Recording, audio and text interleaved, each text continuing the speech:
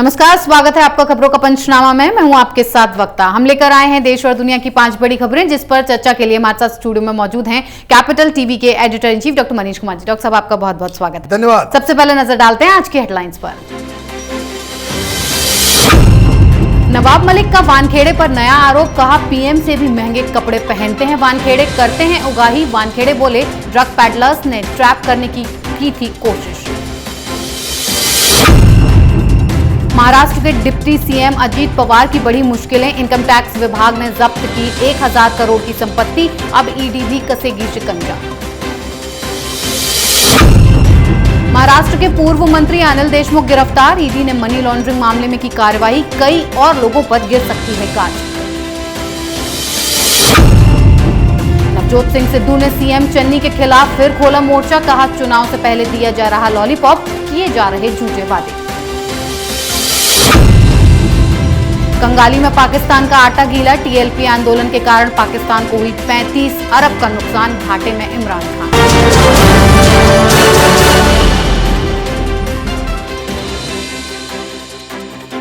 सबसे पहले बात करेंगे नवाब मलिक की। नवाब मलिक ने एक बार फिर वानखेड़े पर नए आरोप लगाए हैं और कहा है कि समीर वानखेड़े देवेंद्र फडणवीस के करीबी हैं और ड्रग्स के फर्जी मामले बनाकर करोड़ों रुपए की उगाही करते हैं। नवाब मलिक ने कहा कि समीर वानखेड़े 10 करोड़ के कपड़े 70,000 की शर्ट पहनते हैं। वानखेड़े के कपड़ों की कीमत पीएम मोदी से भी ज्यादा है। समीर वानखेड़े ने वसूली की है और इसकी जांच होनी चाहिए। वहीं नवाब मलिक के इन आरोपों पर वानखेड़े ने पलटवार किया है और कहा है कि नवाब के आरोप गलत हैं। नवाब लोखंडवाला मार्केट जाएं और वहां जाकर कपड़ों का रेट पता कर लें। वानखेड़े ने यह भी दावा किया कि एक ड्रग पैडलर के जरिए नवाब मलिक ने उनके परिवार को फंसाने की कोशिश की थी। डॉक्टर साहब, वानखेड़े क्यों नवाब मलिक के पीछे इतनी बुरी तरह पड़ गए हैं और अब वानखेड़े ने भी उनके आरोपों को झूठा करार दे दिया है? ये आपने कैसी खबर सुना दी जी? मैं तो जान रहा था कि नवाब मलिक मंत्री हैं। ये टेलर कब से बन गए या मार्केटिंग का काम कब से इन्होंने शुरू कर दिया? समीर वानखेड़े से उनकी मुलाकात तो नहीं, वो टेलीविजन पे ही देख रहे हैं सारा कुछ। रोज वो क्या शर्ट बदल रहे हैं, कौन सा पैंट पहन रहे हैं, कौन से बेल्ट वो पहनते हैं, जूते कैसे हैं। भीड़ में तो आज तक मैंने फुटेज देखा नहीं, लेकिन नवाब मलिक को सब कुछ मालूम है। नवाब मलिक दरअसल अपने, जिसको कह सकते कि जो कदम जो वो उठा चुके हैं, उससे अब यू टर्न लेना उनके लिए बड़ा मुश्किल पड़ रहा है। कल उनसे एक गलती हुई। गलती यह हो गई कि उन्होंने देवेंद्र फडणवीस को इसके अंदर लपेटा। देवेंद्र फडणवीस ने फौरन प्रेस कॉन्फ्रेंस करके, आप देखिए, इसमें जो समझने वाली बात है कि अगर आप मंत्री हैं, आप किसी अधिकारी के ऊपर आरोप लगाते हैं, तो अधिकारी के पास ये अधिकार नहीं है until unless he seeks permission of the seniors कि वो पब्लिक में जाकर के, मीडिया में जाकर के आपके आरोपों का जवाब दें। उसके लिए भी वो उस तरह से फ्रीली नहीं कर सकता। लेकिन जैसे ही आपने किसी पॉलिटिशियन के ऊपर आरोप लगाया, फौरन प्रेस कॉन्फ्रेंस करके देवेंद्र फडणवीस ने ये दावा ठोक दिया कि इनके रिश्ते अंडरवर्ल्ड से हैं, ये दिवाली के बाद हम धमाका करेंगे सबूत के साथ। अब हो क्या रहा है, इसको समझना जरूरी है। ये लोग ये नहीं चाहते, खास करके एनसीपी, कि ड्रग्स के ऊपर कोई भी एनसीबी या सेंट्रल एजेंसी कोई एक्शन ले। पहला ध्येय इनका यही है। दूसरा मोटो यह है कि चूंकि समीर वानखेड़े ये बिका नहीं, ये डटा रहा, इसलिए किसी तरीके से इसको इस केस से हटाना है। और तीसरा जो सबसे अहम मुद्दा है वो ये है कि किसी भी तरीके से ये साबित कर देना कि जो केंद्र में मोदी सरकार है, अमित शाह है, ये सेंट्रल एजेंसीज का इस्तेमाल अपने विपक्षियों को घेरने में कर रही है। हकीकत क्या है? हकीकत बहुत ही सिंपल है। प्रधानमंत्री ने अपने भाषण में इस बात को बार बार कहा है और सिंपल आदेश दिया है कि इस देश के अंदर कोई भी ड्रग्स का कारोबार नहीं होना चाहिए और इसकी सफाई के लिए जो भी कदम उठाना हो, जिसको भी पकड़ना हो, वो जीरो टॉलरेंस की पॉलिसी अपनाई जानी चाहिए। अब इसी से एनसीपी बिलबिलाई हुई है और नवाब मलिक रोज अनर्गल आरोप लगा रहे हैं। जी डॉक्टर साहब, अगली खबर अजीत पवार पर हुई बड़ी कार्रवाई पर। अनिल देशमुख के बाद अब महाराष्ट्र के उप मुख्यमंत्री अजीत पवार की मुश्किलें बढ़ गई हैं। आयकर विभाग ने अजीत पवार की तकरीबन 1000 करोड़ रुपए की संपत्ति को जब्त किया है। पवार की ये संपत्तियां महाराष्ट्र, दिल्ली और गोवा में थीं। जिन संपत्तियों को जब्त किया गया है उनमें से एक कोऑपरेटिव शुगर फैक्ट्री भी है। इनकम टैक्स विभाग ने ये कार्रवाई 184 करोड़ रुपए की अघोषित आय की जानकारी सामने आने के बाद शुरू की। अब प्रवर्तन निदेशालय भी अजीत पवार के खिलाफ आयकर विभाग की कार्रवाई को आधार बनाते हुए मनी लॉन्ड्रिंग एक्ट के तहत एक नया मामला दर्ज कर सकती है। इसका मतलब यह हुआ कि इनकम टैक्स के इस मामले को ईडी अपने हाथ में भी ले सकती है। डॉक्टर साहब, महाराष्ट्र सरकार के मंत्रियों पर इस तरीके से जो कार्रवाई हो रही है, क्या उद्धव सरकार के लिए बड़ी मुसीबत बन सकती है? देखिए, ये तो सीधे सीधे अजीत पवार शरद पवार के भतीजे हैं। 7 अक्टूबर को इनकम टैक्स ने कई सारे ठिकानों के ऊपर छापेमारी की। संख्या बताई जा रही है कि बस 70 ठिकानों पे।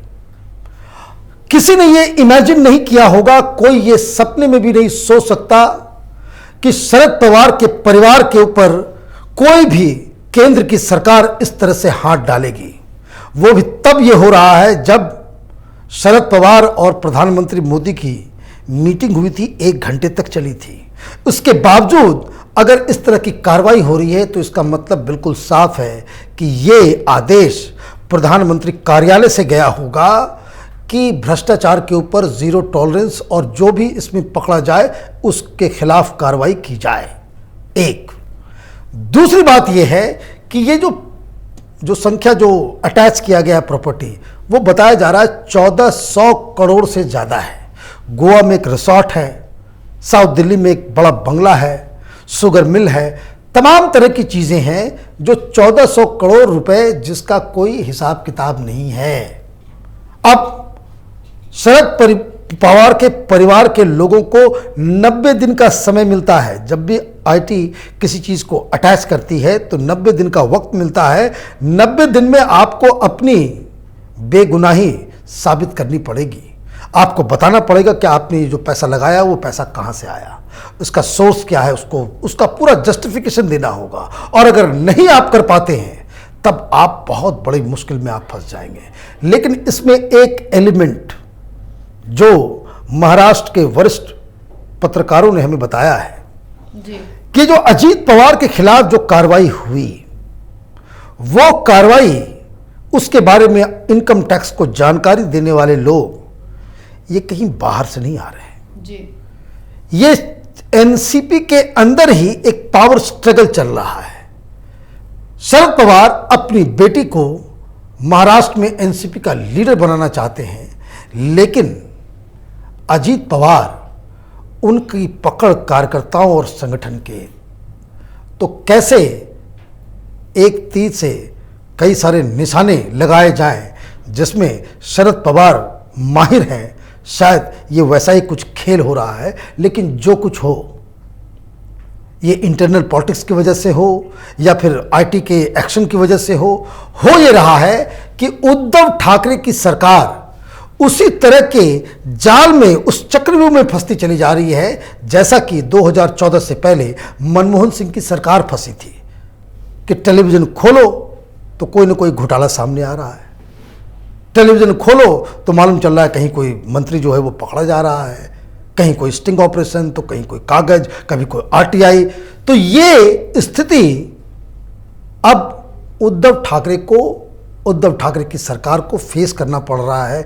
को कभी वसूली गैंग हो जाता है, तो कभी एंटीलिया केस हो जाता है, तो कभी कुछ हो जाता है, कभी अर्नब गोस्वामी का केस आ जाता है। तो कुल मिलाकर के जो घटनाएं चल रही हैं पिछले 5-10 दिनों में, इसमें सरकार की साख बिल्कुल गर्त में जा रही है। जी डॉक्टर साहब, अब बात अनिल देशमुख की। 100 करोड़ की वसूली के मामले में महाराष्ट्र के पूर्व गृह मंत्री अनिल देशमुख गिरफ्तार हो गए हैं। पहले अनिल देशमुख से ईडी ने करीब 12 घंटे तक पूछताछ की। इस दौरान देशमुख ईडी के सवालों का सही जवाब नहीं दे पाए और ना ही अपनी बेगुनाही के सबूत पेश कर पाए, जिसके बाद ईडी ने उन्हें गिरफ्तार कर लिया। अब इस मामले में कुछ और लोगों की गिरफ्तारी संभव है। डॉक्टर साहब, अनिल देशमुख की गिरफ्तारी हो चुकी है और अब आपको क्या लगता है कि 100 करोड़ की वसूली के जो ये सारे राज हैं बाहर आ सकते हैं?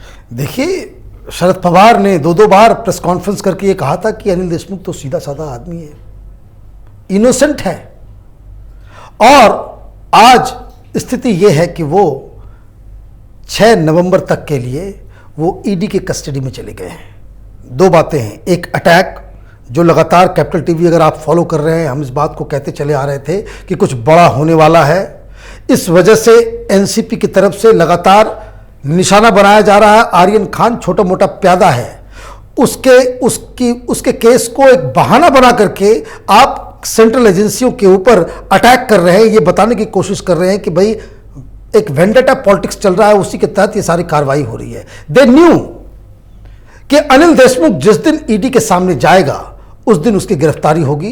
कैपिटल टीवी में हम 6 महीने से इस बात को कहते आ रहे हैं। पिछले 5 महीने में 5 समन को अनिल देशमुख ने माना नहीं, बुलाया गया, वो गए नहीं, लेकिन अब वो वहां पहुंचे हैं। इसका मतलब जब उनको लग गया कि सारे ऑप्शंस खत्म हो गए, ऑप्शंस खत्म इसलिए हुए हैं क्योंकि ईडी के पास इतने सारे सबूत हैं अनिल देशमुख और उनके परिवार के खिलाफ। अब बताइए, पूरी दुनिया बिजनेस करने के लिए मुंबई जाती है और अनिल देशमुख के बेटे वो कलकत्ता में कंपनी खोल रहे हैं, शेल कंपनियां, फर्जी कंपनी जिसका काम सिर्फ और सिर्फ मनी लॉन्ड्रिंग का है। ये मनी लॉन्ड्रिंग के केस में ये पूरी तरीके से इसमें फंस गए हैं। अब ये कॉल अनिल देशमुख को लेना है कि वो सारे राज खोलेंगे या फिर वो खुद जेल की हवा खाएंगे। फिलहाल 5 दिन के लिए पूछताछ की जा रही है, उनसे कई सवाल पूछे जाएंगे। ये भी पूछा जाएगा कि सचिन वाजे पैसा ला करके देता था तो तुम कहाँ कहाँ देते थे। सचिन वाजे मान चुका है, पैसा देने वाले भी मान चुके हैं, पैसा लेने वाला भी मान चुका है। अब पैसा लेने वाला वो कह रहा है कि हम तो दूसरे के लिए करते थे, मैं तो छोटा मोटा इंस्पेक्टर हूं। तो अब अनिल देशमुख को कई सारे टफ क्वेश्चंस के जवाब देने होंगे और मुझे लग रहा है कि आगे आने वाले दिनों में ये जो वसूली गैंग का जो पूरा खेल है विथ प्रूफ ये दुनिया के सामने आ जाएगा। जी डॉक्टर साहब, अगली खबर सिद्धू की बगावत पर। नवजोत सिंह सिद्धू ने पंजाब में अपनी ही सरकार के खिलाफ हल्ला बोल दिया है और सीएम चन्नी को घेरते हुए नजर आ रहे हैं। इस बार सिद्धू ने चरणजीत सिंह चन्नी के सस्ती बिजली करने के फैसले को चुनाव से 2 महीने पहले लॉलीपॉप करार दिया है। सिद्धू ने लोगों को कहा है कि उन्हें सिर्फ पंजाब की भलाई वालों को ही वोट करना चाहिए। सिद्धू ने कहा कि चुनाव से 2 महीने पहले लोगों को लॉलीपॉप दो। सवाल यह है कि सरकार इसे लाएगी कहां से? क्या सिर्फ आपका इरादा सरकार बनाने का है और उसके लिए आप झूठे वादे कर रहे हैं? पंजाब के कल्याण का रास्ता रोड मैप से निकलेगा। डॉक्टर साहब, सिद्धू अपनी ही पार्टी के लिए मुसीबत बनते जा रहे हैं, आखिर क्यों? देखिए, हम लोग कितने दिनों से कह रहे हैं कि ये जो नवजोत सिंह सिद्धू है ये भस्मासुर है, ये जहां रहेगा वो अपने ही लोगों को नुकसान पहुंचाएगा। अब इसने क्या किया? इसने चन्नी सरकार के ऊपर ही सवाल खड़े कर दिए। भाई दिवाली का समय है, जहां जहां चुनाव हो रहे हैं वहां जहां जहां की सरकार जो है वो लोगों को सौगात दे रही है, वादे कर रही है, झूठे ही सही लेकिन फिर भी कर रही है। तो चन्नी सरकार ने कहा कि कुछ सरकारी कर्मचारियों के डीए वगैरह बढ़ा देते हैं और 3 रुपए प्रति यूनिट बिजली उसका दर जो है वो सस्ता कर देते हैं। बिजली इसलिए इंपॉर्टेंट है क्योंकि ये आम आदमी पार्टी बिजली, फ्री बिजली का मसला उठा करके लोगों को वोट मांगने की कोशिश में लगी हुई है। तो बिजली दरअसल आम आदमी पार्टी का एक वहां पे मुद्दा है सबसे बड़ा। अब सरकार इनकी है, कांग्रेस पार्टी की है और कांग्रेस पार्टी के अध्यक्ष हैं नवजोत सिंह सिद्धू। उनकी सरकार ने कहा भाई 3 रुपए हम सस्ते कर देते हैं प्रति यूनिट, उसमें ज्यादा फायदा होगा लोगों को। तो ये भस्मासुर साहब जो है ये एक्शन में आ गए। जो सवाल आम आदमी पार्टी को पूछना था ये नवजोत सिंह सिद्धू पूछने लग गए। इन्होंने कहा भाई पैसे कहां से लाओगे? 50 लाख करोड़ रुपया ऑलरेडी पंजाब की सरकार के ऊपर कर्ज है, ये पैसे कहां से आएंगे? ये लॉलीपॉप मत दो। तो इसका मतलब ये है कि विपक्ष की भाषा बोल रहे हैं नवजोत सिंह सिद्धू। इससे क्या इन्फ्रेंस निकलता है? इससे एक ही इन्फ्रेंस निकलता है, एक ही नतीजा निकाला जा सकता है कि कहीं चुनाव से पहले नवजोत सिंह सिद्धू लंगी मार के वो आम आदमी पार्टी तो नहीं जाने वाले। और वो इसलिए, ये भी आप समझ लीजिए, क्योंकि आज कैप्टन अमरिंदर सिंह ने अपनी एक नई पार्टी की घोषणा कर दी। पार्टी का नाम है पंजाब लोक कांग्रेस, पीपल्स कांग्रेस। अब सारे कांग्रेसी जो इस पूरे इनडिसीजन की वजह से, ये गांधी परिवार के रवैये की वजह से कांग्रेस पार्टी से नाराज हैं, या फिर जिनको ये लगता है कि कांग्रेस में रहते हुए उनको टिकट नहीं मिलेगा या फिर वो चुनाव जीत नहीं पाएंगे, वो कैप्टन अमरिंदर सिंह के साथ जाएंगे।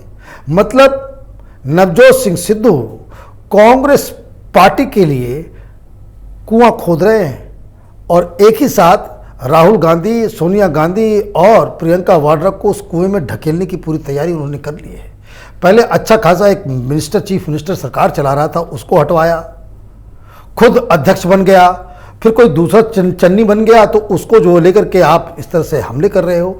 तो इसका मतलब बिल्कुल साफ, एक तो फेलियर सोनिया गांधी, राहुल गांधी, प्रियंका वाड्रा का है, और दूसरा ये एक बहुत ही कुटिल रणनीति है नवजोत सिंह सिद्धू की कि वो शायद आम आदमी पार्टी के मुख्यमंत्री के उम्मीदवार बनना चाहते हैं, इसलिए वो उसी की भाषा बोल रहे हैं। जी डॉक्टर साहब, आखिरी खबर पाकिस्तान पर। प्रतिबंधित इस्लामिक संगठन तहरीक लब्बैक पाकिस्तान यानी टीएलपी के आंदोलन के कारण पाकिस्तान को भारी नुकसान हुआ है। पाकिस्तान सूचना मंत्री के सहायक हसन खरवार ने स्वीकार किया है कि 2017 से अब तक टीएलपी के विरोध प्रदर्शन और आंदोलनों से पाकिस्तान की इकोनॉमी को करीब 35 अरब रुपए का नुकसान पहुंच चुका है।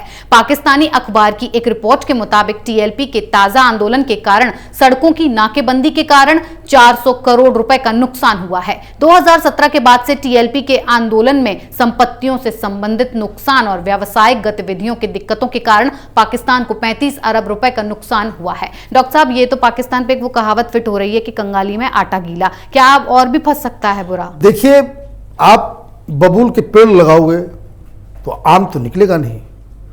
जब वहां का प्रधानमंत्री, वहां की आर्मी, वहां का जिसको कह सकते हैं कि मेजॉरिटी पॉलिटिकल पार्टीज, वो बिल्कुल ही जिहादियों की तरह बर्ताव करे, जब उनकी विचारधारा ही धर्म से जुड़ जाती है तो राजनीति तो उसी हिसाब से होगी। कहां से यह मसला शुरू हुआ और कहां जाकर के टिक रहा है। जो लोग पुलिस वाले को मार रहे हैं, जो लोग सारी इकोनॉमिक एक्टिविटीज को बिल्कुल शिथिल कर दिया, अब वही आतंकी संगठन, जिहादी संगठन के सामने सरकार वहां पे नतमस्तक है, कॉम्प्रोमाइज कर रही है। कॉम्प्रोमाइज के टर्म्स एंड कंडीशंस इतने एम्बैरेसिंग हैं कि इमरान खान की सरकार को हिम्मत नहीं पड़ रही कि इनका जो तहरीक लब्बैक के साथ जो समझौता हुआ है उसको सार्वजनिक किया जाए। साद रिजवी को छोड़ना है, कई सारे लोगों को और को छोड़ना है, और ये लोग कर क्या रहे, कहां से मसला शुरू हुआ। ये हिंदुस्तान में भी ऐसे पागल लोग हैं, और ये लोग कहां किस हद तक जा सकते हैं, ये खास करके प्रधानमंत्री मोदी, अमित शाह, गृह मंत्री और योगी जी को समझना चाहिए। इन्होंने शुरू किया मसला कि भाई फ्रांस में वो मोहम्मद साहब के कार्टून को लेकर के वहाँ कुछ हुआ, तो इन्होंने यहाँ कहा भाई फ्रांस का एम्बेसडर को भगाओ, एम्बेसी बंद करो, फ्रांस से बिजनेस रिलेशन बंद करो, फ्रांस से कोई चीज़ आयात नहीं होगा। भाई फ्रांस वाले से तुम्हारे क्या रिश्तेदारी है? हिंदुस्तान में भी है, रोहिंग्या को लेकर के आ जाते हैं सड़क पे लोग। मुंबई को देखिए किस तरीके से मुंबई में बवाल मचा था आज़ाद मैदान में। किस लिए? भाई यहाँ के मुसलमानों को अपनी की दिक्कत थी? नहीं थी। किस लिए वो कर रहे हैं? भाई रोहिंग्या के साथ ये हो रहा है, भाई तुम्हारा रिश्तेदार है, किस लिए कर रहे हो ये सब काम? अब ये सारी चीजें इसलिए होती है क्योंकि प्रायोरिटीज मिसप्लेस्ड हैं। जिस मुल्क का जो चीफ है, प्रधानमंत्री है, वो यही कहता है कि भाई हम तो यहाँ पे पाकिस्तान के अंदर में जो है वो हम रियासत मदीना कायम करेंगे, तो सिविल सोसाइटी के लोग, पॉलिटिकल पार्टीज के लोग, वो तो यही कहेंगे कि भाई रियासत मदीना बनाना है तो फिर मोहम्मद साहब की जो इज्जत नहीं करेगा उसको यहाँ पे नहीं होना चाहिए। बंद कर दो ये सारे एम्बेसीज, बंद कर दो सारा चीज। अभी तो ये शुरू हुआ है।